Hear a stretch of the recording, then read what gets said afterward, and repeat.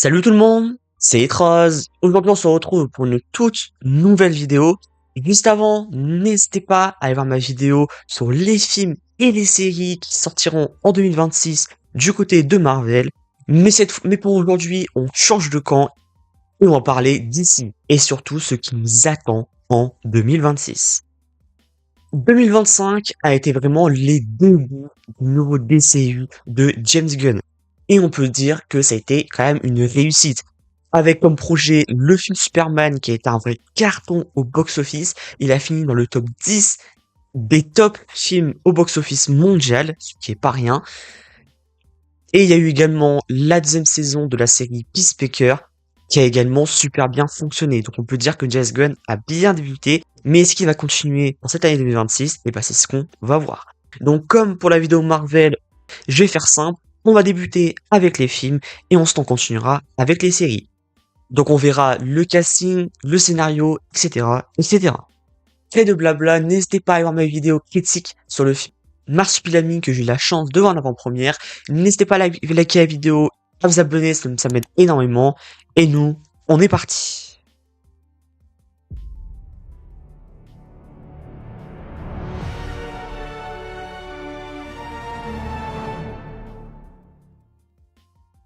Et on commence par les films qui sortiront en 2026 côté DCU.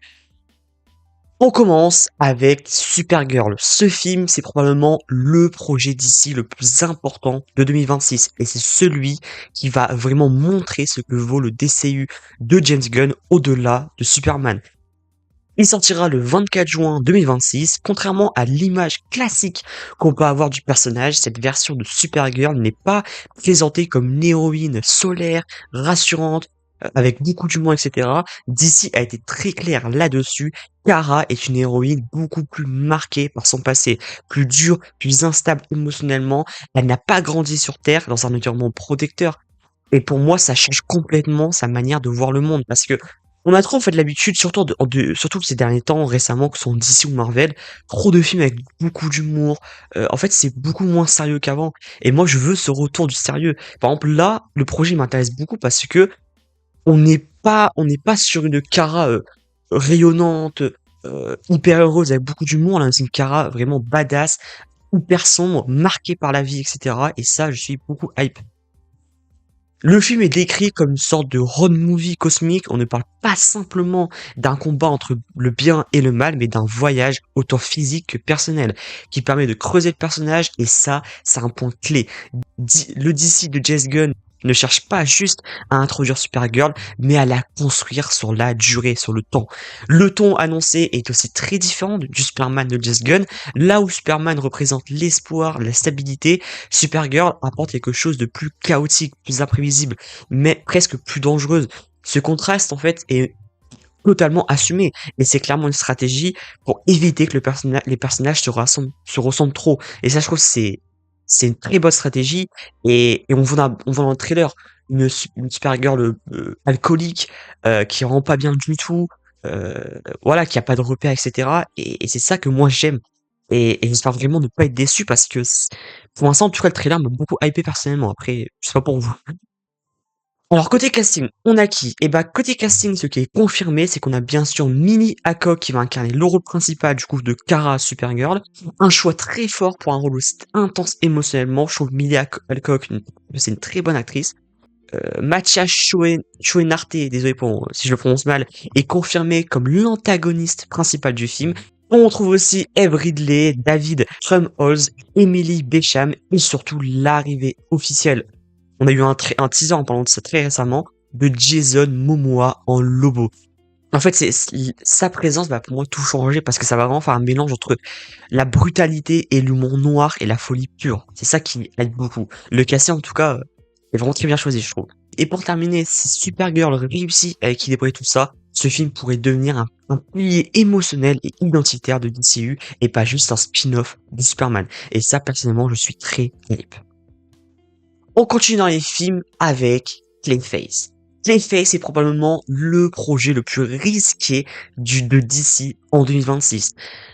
Il sortira le 9 septembre 2026 et dès le départ, DC a expliqué que ce ne serait pas un film de super-héros classique, on est clairement sur un film, on va dire, un peu body horror. Presque un film de genre à part entière qui utilise, on va dire, un personnage d'ici pour raconter autre chose. La perte d'identité, la transformation du corps et la monstruosité. Ce qui est intéressant avec Clayface, c'est que il n'est pas traité comme un simple méchant. Le film est pensé comme une tragédie centrée sur un personnage qui subit sa condition, puisqu'il ne l'a choisi.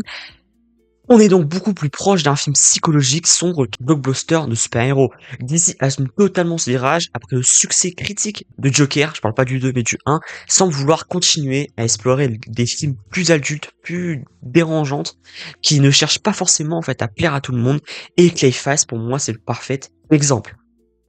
Côté casting, en tout cas ce qui est confirmé, le rôle principal sera tenu par Rhys Harris avec Eddie Marsan également confirmé.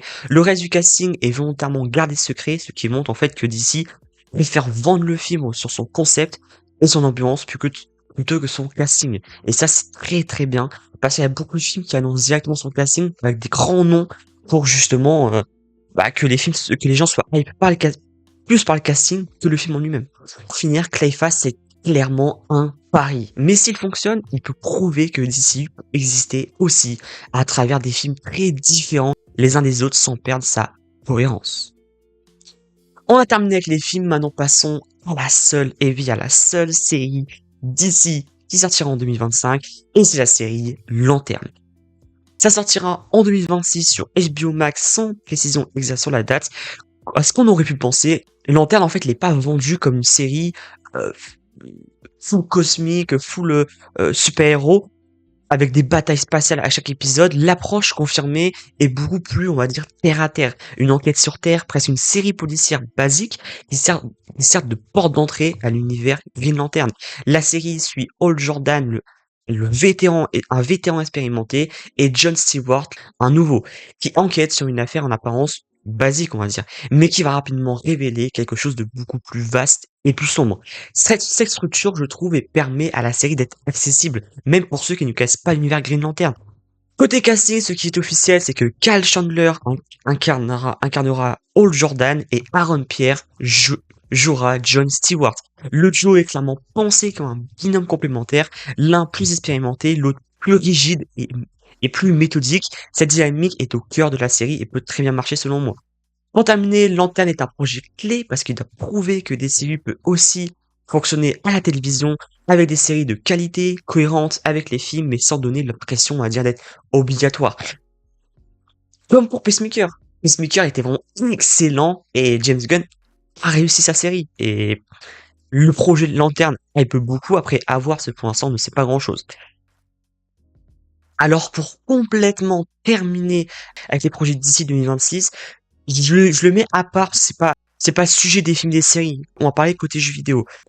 Et bah, il y a que un jeu officiellement qui va sortir en 2026, ce sera le 29 mai 2026, et ce sera Lego Batman Legacy of the Dark Knight. Il sortira sur console et PC. C'est un jeu très attendu par les fans qui réunit de nombreux héros et vilains de l'univers Batman. Du coup, je l'ai mis de côté parce que c'était un jeu vidéo, mais je devais vous en parler.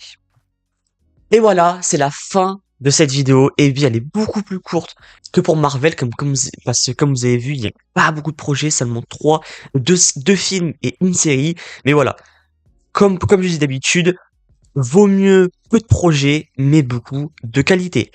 Si je devrais résumer d'ici en 2025, comme pour Marvel, c'est peu de projets, mais des projets très identitaires.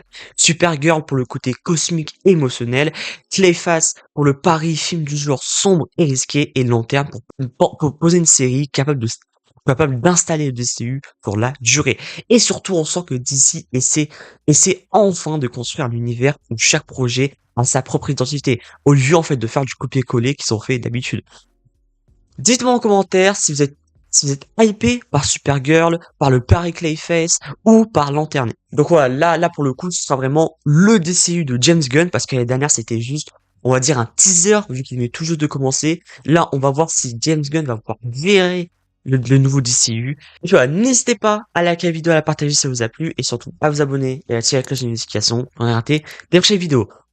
C'était Transciné, portez-vous bien, ciao ciao.